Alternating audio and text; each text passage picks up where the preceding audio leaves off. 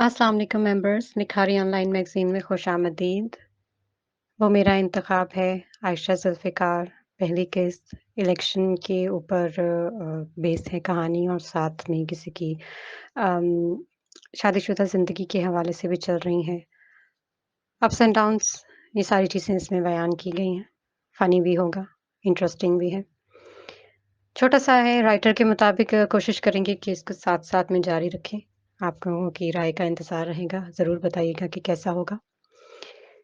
Novel शुरू करने से पहले हमारे चैनल को लाइक और सब्सक्राइब ज़रूर कर लीजिएगा और हमें कमेंट में ज़रूर इस नावल के बारे में बताइएगा कि आप लोगों को ये कैसा लगा। तो चलिए स्टार्ट करते हैं। वो क्लास लेकर फ़ारिग हुई तो ब्रेक की बेल हो गई। अपने ऑफ़िस में जाने की बजाय वो स्टाफ रूम में आ गई। मैडम ज़ारा, आपसे कोई मिलने आया है। स्टाफ रूम के दरवाजे से अंदर आते ही उसे अपने पीछे चपरासी की आवाज़ सुनाई दी। कौन आया है? उसने अचंभे से पूछा। पता नहीं जी, चौकीदार ने पैगाम भिजवाया है। चपड़ासी ने कहा। अच्छा, ठीक है। सर हिलाते हुए उसने चौकीदार का नंबर मिला लिया। जावेद भाई, कौन आया है मुझसे मिलने? उसने पूछा। बाजी, कोई सरजी हैं। चौकीदार का लहजा उसे अटकता हुआ सा लगा था। नाम पूछे इनका।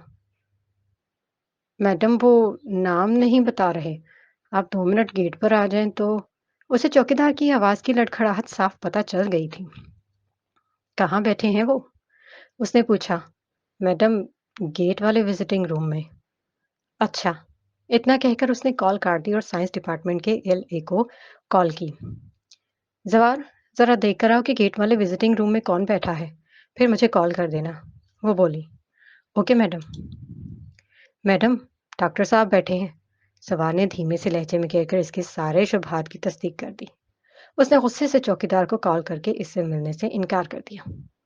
ज़ारा मैम, आपकी चाय। स्टाफ मेड ने चाय का कप उसके सामने रखते हुए कहा। वहां सभी लोग मुतवक्का इलेक्शन ट्रेनिंग को डिस्कस कर रही थी। वो अपने शहर के गर्ल्स ग्रेजुएट कॉलेज में मैथमेटिक्स की असिस्टेंट प्रोफेसर थी और डिपार्टमेंट की एचओडी भी थी। वो कॉलेज शहर का वाहिद गवर्नमेंट ग्रेजुएट कॉलेज था जहां कुल 27 असातिज़ा का अमला था। सबकी ये पीआरओ प्रिजाइडिंग ऑफिसर की ड्यूटी लगेगी। सबके सब कयामत सुगरा के लिए तैयार हो जाओ। वो कोई सीनियर प्रोफेसर थी जो इससे पहले 3 अदद इलेक्शन ड्यूटीज भुगता चुकी थी। क़यामत सुगरा। यंग लेक्चरर्स की आंखें फैल गईं। तो और क्या, मैदान हशर लगाया जाता है अथॉरिटीज की तरफ से हमारे लिए। नफसा नफसी का आलम। क्या जान और क्या पहचान, क्या दोस्त और क्या दुश्मन। सबको अपनी अपनी पड़ी होती है और फिर हिसाब होता है। जब हम अपना अमाल नामा जमा करवाते हैं तो खुदा की कसम टांगे कांप रही होती हैं, पसीने छूट रहे होते हैं, उंगलियों पर विर्द और लबों पर वजीफे। उन्होंने इंतहाई होलनाक नक्शा खींचा। मैडम, अगर हम ना करना चाहें इलेक्शन ड्यूटी? इनमें से एक ने पूछ ही लिया। क्यों? हम सब सरकार के नौकर हैं और नौकर के तो नखरा की। क्यों? हम सब सरकार के नौकर हैं और नौकर की तो नखरा की। इनकार की गुंजाइश ही नहीं है बच्चों। जो ड्यूटी कटवा लेते हैं वो भी आखिर में फंसते हैं और ज्यादा बुरा फंसते हैं। इन्हें फिर ताक ताक दूर दराज के जहन्नुमों में फेंका जाता है। वो बोली। मैम, अप्रोच भी नहीं चलती? एक ने पूछा। अप्रोच है तुम्हारे पास? मेरे हस्बैंड सेक्शन ऑफिसर हैं। वो बोली। एक तो मुझे समझ में नहीं आती कि मेरी दफा ये सारे सेक्शन ऑफिसर कहाँ मर गए थे। इन्हें गुस्सा ही तो आ गया। सभी ने मिलकर कह कहा लगाया। तभी इसका सेल बजा। प्रिंसिपल की कॉल थी। जी मैम। ज़ारा, मेरे ऑफिस में आना ज़रा। उन्होंने आम से लहजे में कहा। खैरियत मैम? ज़ारा, डॉक्टर साहब तुमसे मिलने आए हैं। प्रिंसिपल ने कहा। मैम प्लीज़, मुझे इससे नहीं मिलना, उसने मजबूत लहजे में कहा था। वो थका हारा सा डॉक्टर्स के कॉमन रूम में दाखिल हुआ तो सभी ने उसे निशाने पर धर लिया। आए हैं डॉक्टर साहब, कहाँ थे सुबह से? एक ज़रूरी काम से गया था, वो अपना कोट उतारते हुए बोला और उसे सोफे की पुश्त पर डालते हुए इस पर गिर सा गया। डॉक्टर फारिस, नई खबर सुनी आपने? एक जूनियर ने कहा। कैसी खबर? इस बार हेल्थ वालों को भी इलेक्शन ड्यूटीज में खींच रहे हैं। वो बोला। ना कर यार, उसे यकीन ना आया। हाँ सर जी सर, इस बार हमारी भी ड्यूटियां लगेंगी। वो बोला। क्यों डॉक्टर तारिक? वो एक सीनियर डॉक्टर की तरफ मुड़ा। सुनने में तो यही आया है। वो कंधे उचका गया। लेकिन हम इलेक्शन ड्यूटी क्यों करेंगे? तो अस्पताल कौन देखेगा सर? ایڈ ہاک اسٹاف، وہ بولے۔ اس نے مسکراتے ہوئے اپنا کپ اٹھا لیا۔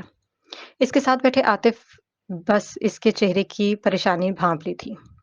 کیا ہوا؟ اس نے کچھ دیر بعد پوچھ ہی لیا۔ کچھ نہیں یار۔ اس نے 2 انگلیوں سے کنپٹیوں کو دبایا تھا۔ پھر اتنے چارمنگ چہرے پر 4 کیوں بج رہے ہیں؟ وہ بولا۔ ظاہر نے خلا دائر کر دیا ہے۔ نوٹس آج ہی ملا ہے۔ اس نے عاطف کے سر پر بم پھوڑا تھا۔ کیا؟ یار تو معافی مانگ لیتا۔ وہ بھی پریشان ہو گیا۔ مانگی تھی۔ وہ کہتی ہے کہ غلطی کر کے معافی مانگنا میری عادت بن گئی ہے اور وہ اس کی عادت کے ساتھ قطعی گزارا نہیں کر سکتی۔ فارس نے کہا۔ فارس، یا شادی کے محض 1 سال بعد ہی طلاق؟ عاطف نے کہا۔ عاطف یار میں اسے طلاق نہیں دوں گا، کبھی نہیں۔ وہ تڑک کر بولا۔ عدالت تیرے انکار کو نہیں مانے گی فارس۔ وہ اسے مزید پریشان کر گیا تھا۔ عام انتخابات 2024 کا شور تو حکومت کے 5 سال مکمل ہونے کے ساتھ ہی شروع ہو گیا تھا، لیکن آفرین ہے ہماری نگران حکومت پر، جس نے کھینچ تان کر پھر بھی ایک لمبا عرصہ نکال ہی لیا۔ درمیان میں بہت بار غلغلہ اٹھا، کئی ایک ریلیاں بھی نکالی گئیں، جلوس بھی ہوئے، ایک آدھ جگہ دھرنے بھی دیے گئے، لیکن الیکشن کمیشن پاکستان نے دونوں ہاتھ کھڑے کر دیے۔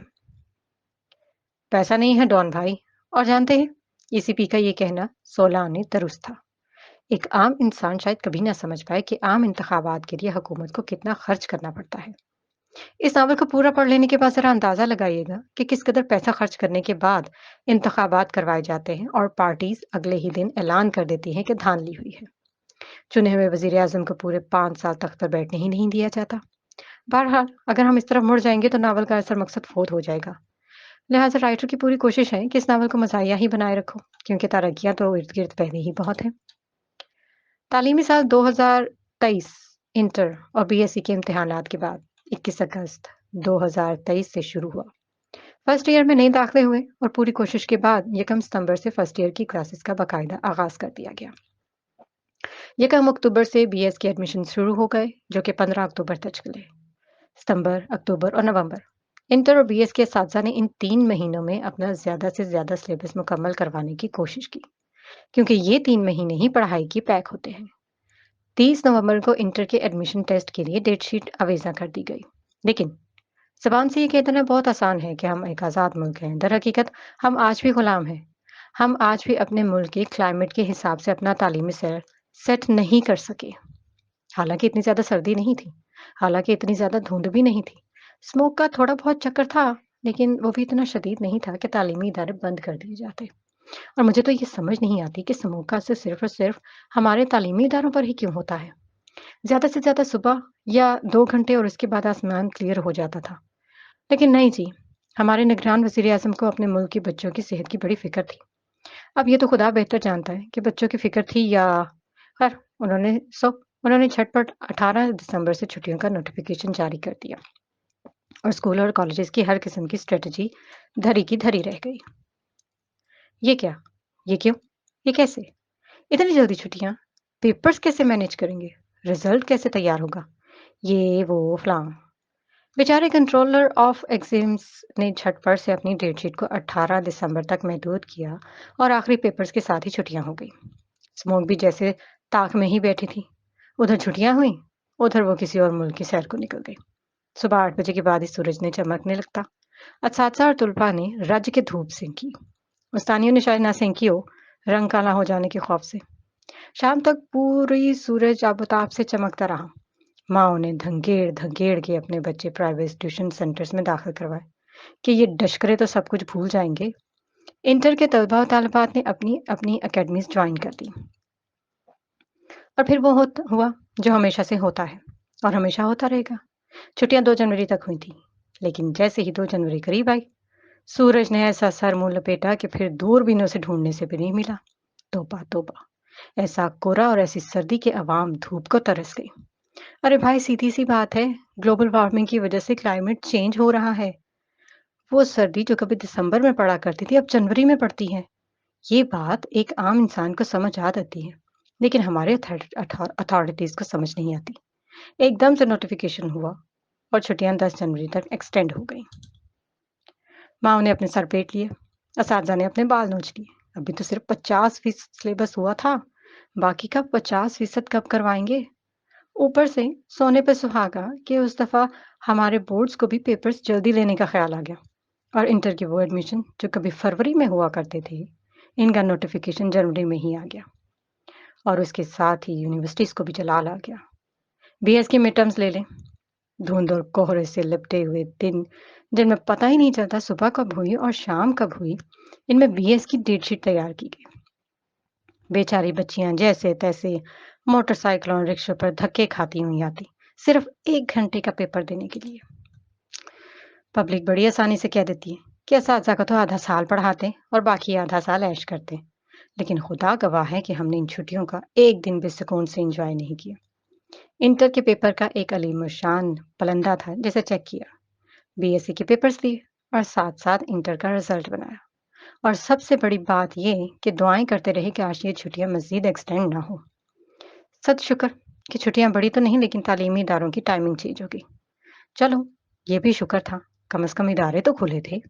اور آخری چھٹی والے دن ایجوکیشن ڈپارٹمنٹ کے ساتھ ساتھ ملک کے ہر گورنمنٹ ڈپارٹمنٹ کے امپلائیز پر ایک نیا بم پھوڑ دیا گیا۔ Training schedule for the general election 2024،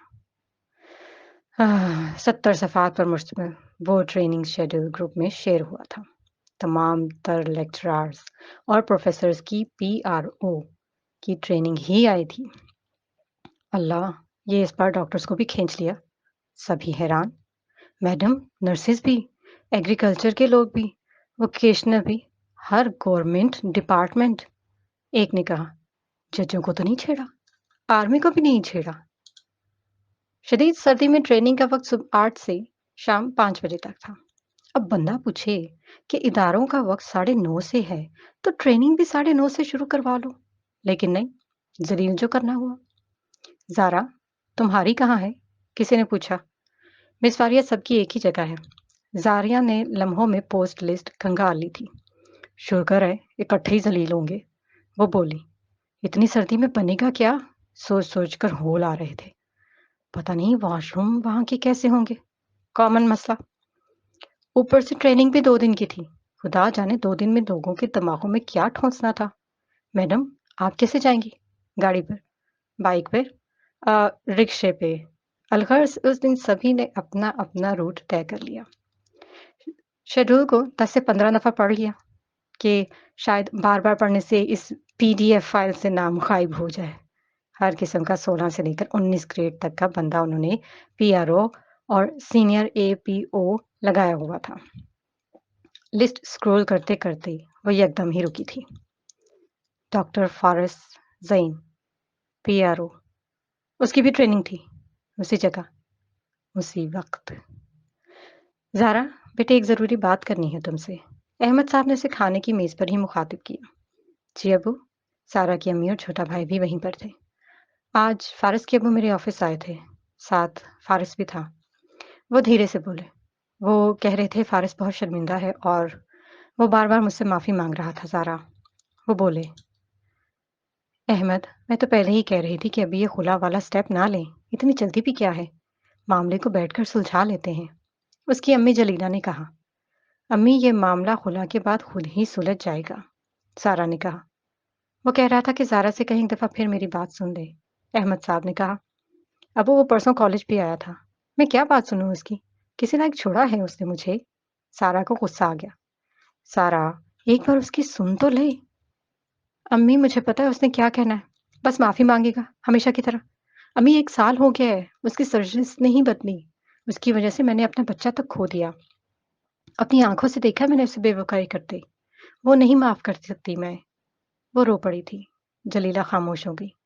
زارا آنسو صاف کرتے ہوئے اپنے کمرے میں چلی گئی تھی۔ کوئی بات بنی فارس؟ ایسی ہی ایک ڈنر پلیٹس میٹنگ زعیم صاحب کے گھر بھی ہو رہی تھی۔ Dinner plus meeting, sorry. فارس سر جھکائے بیٹھا تھا۔ زعیم صاحب بے انتہا غصے میں تھے۔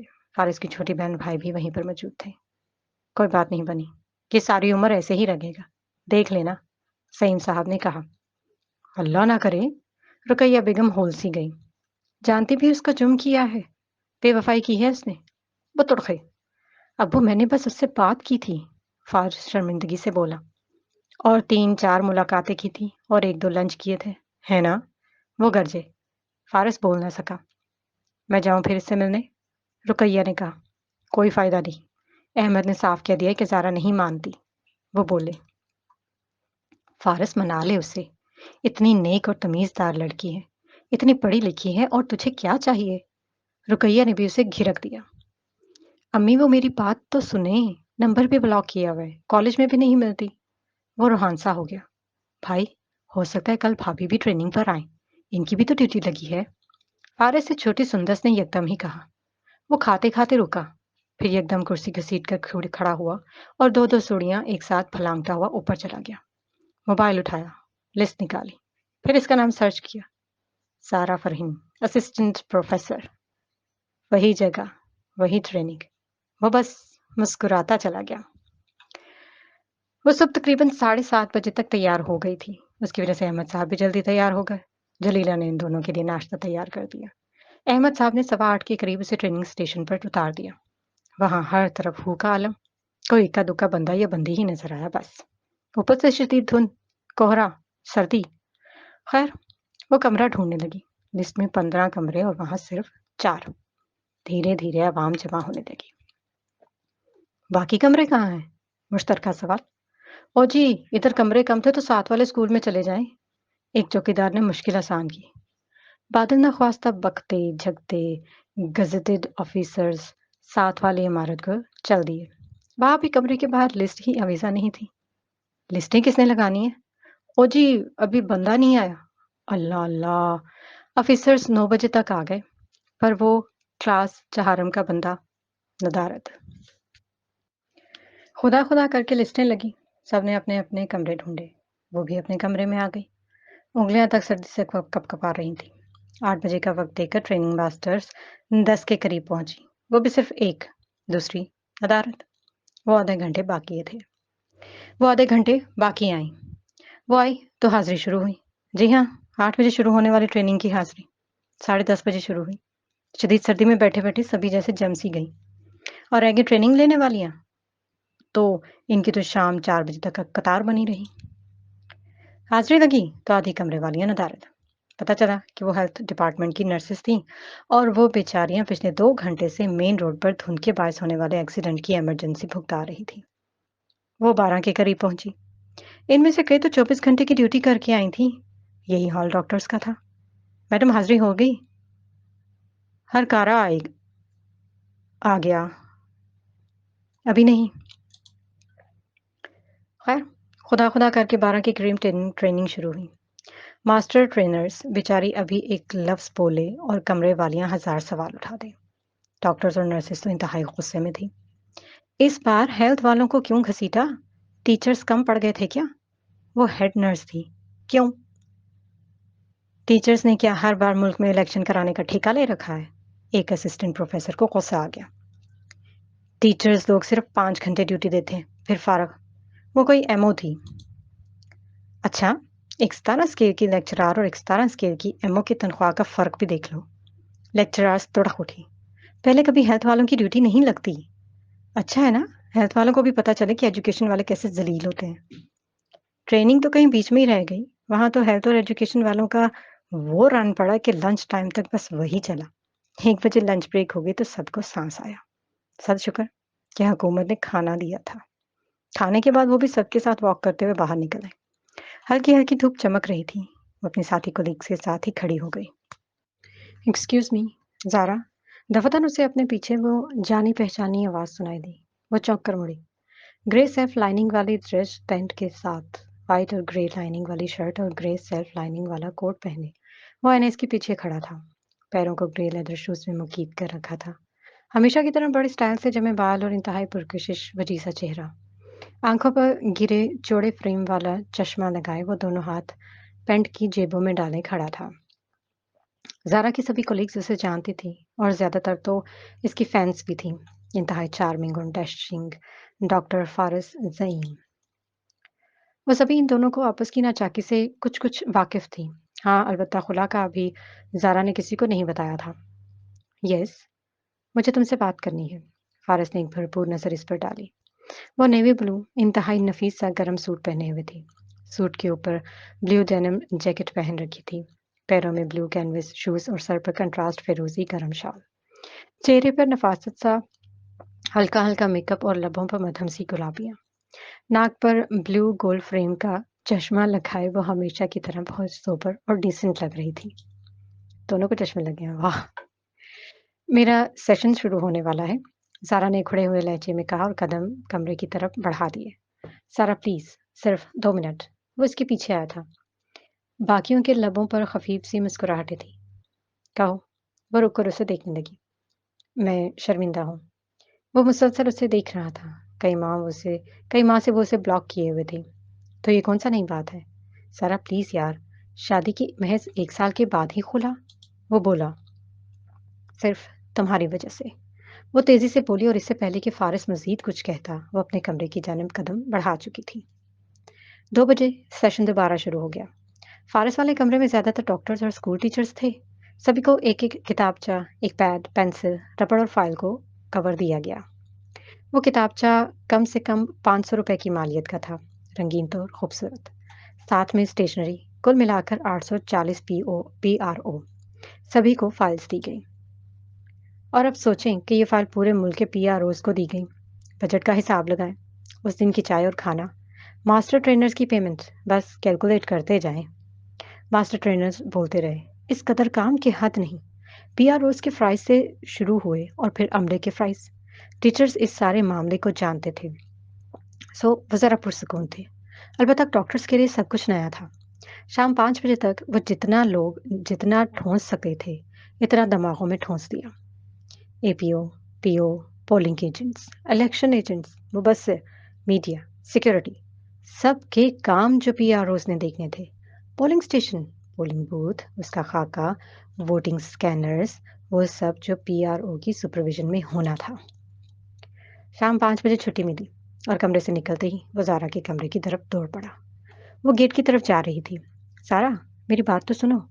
فارس کو کسی کی پرواہ نہیں تھی. سارا سنی انسنی کرتی چلی گئی. سارا. بنا کچھ سوچے فارس نے اس کی کلائی تھام لی. چھوڑو میرا ہاتھ. وہ بھڑک ہی پڑی. فارس نے فوراً ہی چھوڑ دیا. سارا، میں بہت محبت کرتا ہوں تم سے، وہ التجائیہ لہجے میں بولا. صرف دعوے کرتے ہو تم اور کچھ نہیں ہے تمہارے اختیار میں. فارس اب کہاں گئی جو وہ شاید مجھ سے کہیں بہتر تھی. زارا تڑخ پڑی تھی. زارا، وہ کہیں بھی نہیں ہے یار، وہ کوئی بھی نہیں تھی. وہ جیسے ہار سا گیا. پھر تم معافی کیوں مانگ رہے ہو مجھ سے؟ اس نے پوچھا اور فارس بول نہیں سکا. زارا اسے استحصائیہ سا دیکھتے ہوئے باہر نکل گئی. دوسرے دن سبھی ذرا جلدی پہنچ گئے. سیشن ذرا جلدی شروع ہو گیا. ووٹنگ سکینرز لگانے کے بعد اگلے سٹیپ کی باری ہے. Belt boxes. یار وہ عام سا چکور ڈبہ ایک دم سے اتنا خاص ہو گیا کہ حد نہیں. میڈم، یہ تو آٹا رکھنے والے باؤل جیسا ہے. پھپتی کسی گئی. لیکن اس میں آٹا نہیں رکھنا، ووٹ رکھنے ہیں، زوردار کہہ کہا. اسے ڈھک کر سیل لگانی ہے. چلو جی. ایک ایک ڈبے کو 5 سیلیں، سب کے الگ نمبرز. خود بھی نوٹ کریں، پولنگ ایجنٹس کو بھی کروائیں. پھر جب کھولیں تو ایک ایک سیل چیک کروائیں. ہزاروں کی تعداد میں سیلیں آئیں اور پریکٹس ہوئی. عوام نے سیلیں لگا لگا کر ڈبوں کو مستقل ہی بند کر دیا. جنہیں ڈبہ نہ ملا انہوں نے کرسی اور میزوں کے پایوں کو سیل لگا دی. پھر اسے توڑنے کے بھی 2 طریقے. پھر جی، ڈبے کے ڈھکن 2 طرح کے، سفید اور سبز. ہر ڈبے کو الگ سیلیں. ہر بوتھ پر 2 ڈبے، کل 10 سیلیں. جہاں 2 بوتھ وہاں 4 ڈبے، جہاں 4 بوتھ وہاں 8 ڈبے. 40 سیلیں، 40 نمبرز. دماغ کا بھٹا بن گیا. گرم گرم چائے آئی تو ذہن ذرا فریش ہوا. ووٹنگ سکینرز اور بیلٹ باکسز کے بعد بیلٹ پیپرز کی باری آئی. سب سے اہم چیز، 2 طرح کے، سفید اور سبز، ہر ووٹر کے لیے 2. پھر انتخابی فہرستیں علاقے کے حساب سے. پھر بلاک کوڈز، سلسلہ نمبر، گھرانہ نمبر. اوف توبہ. اگر بالفرض کہیں 1000 ووٹ ہے تو 1000 بیلٹ پیپرز، سفید اور سبز. سب کا سیریل نمبر مختلف، سب کا نوٹ کرنا ہے. جو استعمال ہو گئے ان کا ریکارڈ، جو بچ گئے ان کا ریکارڈ. اس کے بعد ووٹ کی اقسام. اصل مصیبت تو اب آئی. ٹینڈرڈ، جیلیجنٹ، سب مکس، کچھ پتہ نہ چلے. آرو صاحبہ آ گئی. وہ اپنے چلے چانٹوں کے ساتھ وزٹ کرنے آئی. او، چہرے پر ہوائیاں ہی ہوائیاں. ڈسٹرکٹ الیکشن کمیشن آ گئے، دوسرا نعرہ، وہ سوال کچھ کریں، عوام جواب کچھ دے۔ اگر آپ کچھ پوچھنا چاہیں، ان کے کہتے ہی عوام راشن پانی لے کر ان پر چڑھ دوڑی۔ نرسیں اور ڈاکٹر تو شہد کی مکھیوں کی طرح انہیں چمٹ گئے۔ اس بار ہیلتھ والوں کو کیوں گھسیٹا؟ ہیلتھ ڈپارٹمنٹ کا تو یہ دکھ ہی کم نہیں ہو رہا تھا۔ سر اگر وہاں گولیاں چل جائیں، سر اگر دنگا ہو جائے، سر اگر چوری ہو جائے، بے تکے سوال، فضول سوال۔ چلیں بتائیں، کیا آپ کا پی او انتخابی فہرست سے نام کاٹ کر سیاہی کا نشان کہاں لگائیں گے؟ ایک سوال انہوں نے کر دیا، دائیں انگوٹھے کے جوڑ پر۔ سر سر اگر دایاں انگوٹھا نہ ہو، سر اگر دایاں ہاتھ ہی نہ ہو، سر اگر فالج ہوا ہو۔ یا خدا! وہ کانوں کو ہاتھ لگا کر باہر نکل گئے۔ پھر جرائم کی باری ہے۔ آپ لوگوں کو 3 دن کے لیے مجسٹریٹ درجہ اول کے اختیارات دیے جائیں گے۔ حکومت نے یہ لطیفہ سنا کر خوش کر دیا۔ سر یہ تو وہ سکے والی 1 دن کی حکومت ہو گئی، 3 دن بعد کیا ہوگا؟ یہ تو ماسٹر ٹرینرز کو بھی نہیں پتا تھا۔ ظاہر ہے جیسے آپ 10,000 جرمانہ یا 3 ماہ کی سزا سنائیں گے، وہ باہر نکل کر خاموش ہو کر نہیں بیٹھے گا۔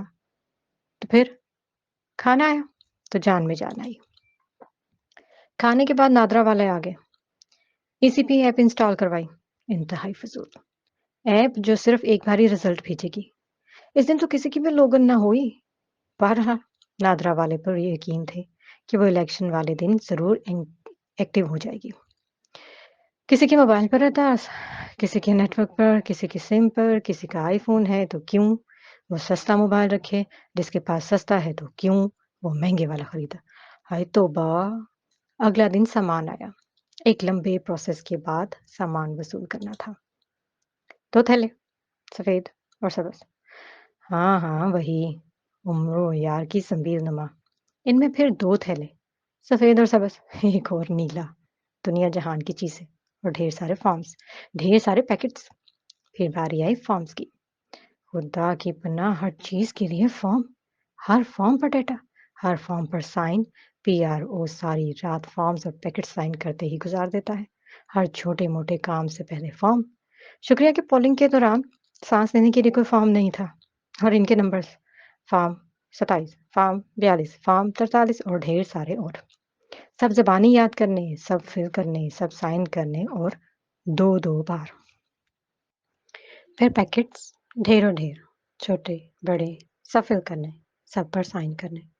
اب ذرا اندازہ لگائیں کہ اگر این اے کے 30 امیدوار اور پی پی کے 40 تو سب کا الگ الگ پیکٹ، این اے کا الگ، پی پی کا الگ، ہر فارم کے لیے الگ پیکٹ، 2 عدد، ہر قسم کے ووٹ کا الگ پیکٹ، 2 عدد۔ الغرض اس قدر لکھائی والا کام کہ علمان الحفیظ دماغ کا بھرتا بن گیا۔ پھر ٹیمپر ایویڈنٹ بیگ، اور آخر میں فارم 45 اور 46۔ ماسٹر ٹرینر سمجھاتے ہوئے رونے والے ہو گئے، لیکن کسی نے وہ فارم ٹھیک سے فل کر کے نہ دیا۔ اتنا مشکل نہیں تھا، بس فضول سا تھا۔ عوام نے کر کر کے کاغذوں کا ڈھیر لگا دیا۔ پھر جو تھیلے کھولے، انہیں بند کیسے کرنا؟ کھولے اور طریقے سے، بند اور طریقے سے کرنا۔ اب کے سب کچھ نیلے میں ڈالنا، پھر سیل لگانی۔ جی ہاں، براس سیل، 1 عدد قبل از مسیح کے زمانے کی براس سیل جو لاکھ گرم کر کر کے لگانی ہے، موم بتیاں جلا کر۔ اس کی پریکٹس تو سب سے ہی نرالی تھی، مجال ہے جو کسی کی سیل پر مونوگرام آیا ہو۔ پھر آخر میں رزلٹ کی واپسی، شام 5 بجے چھٹی ملی۔ خدا جانے کسی کو کیا سمجھ آیا بھی کہ نہیں، لیکن البتہ ٹریننگ ختم ہو گئی۔